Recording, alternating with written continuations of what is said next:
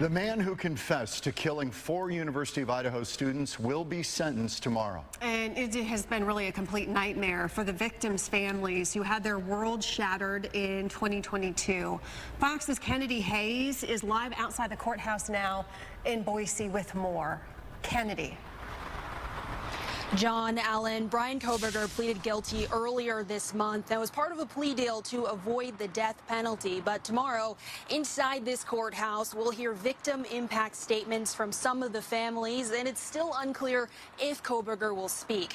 Now, yesterday, President Trump posted on Truth Social, saying in part, "I hope the judge makes Kohberger, at a minimum, explain why he did these horrible murders. There are no explanations. There is no nothing."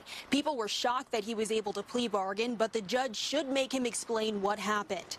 The plea deal means there won't be a trial. Kohberger admitted to sneaking into a home in Moscow, Idaho back in November 2022 and stabbing 4 University of Idaho students to death, some as they slept. He pleaded guilty to 4 counts of first-degree murder and a burglary charge on July 2nd, just weeks before his trial was set to begin.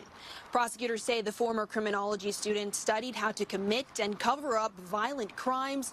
Kohberger is expected to receive 4 life sentences with no chance of parole, plus additional years, and waived his right to appeal or seek a reduced sentence.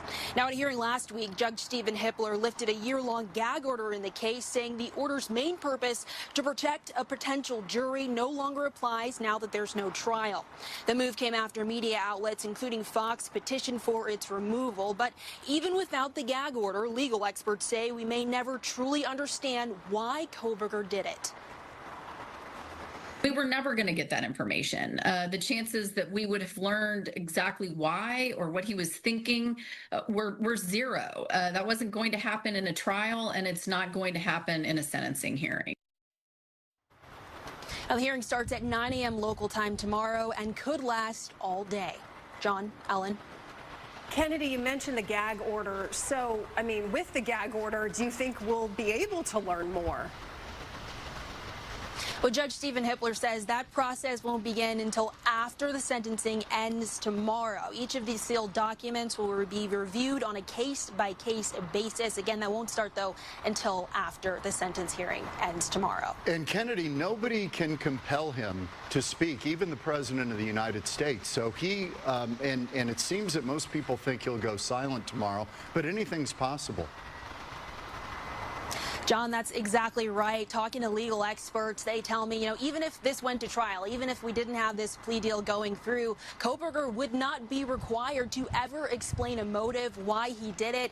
Tomorrow, though, Judge Stephen Hippler is allowed to ask Kohberger questions. Kohberger's allowed to respond, but other than that, there's no requirements. One more thing before we let you go. You've been talking to a lot of people. This theory that he was trying to, as a criminal justice student, and then getting his, I guess, his master's, that he was trying to test out committing the perfect crime.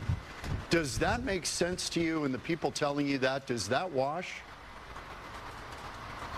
Well, a big part of the prosecution's argument here is Kohberger was a criminology student. He studied murders. He studied how to commit crimes.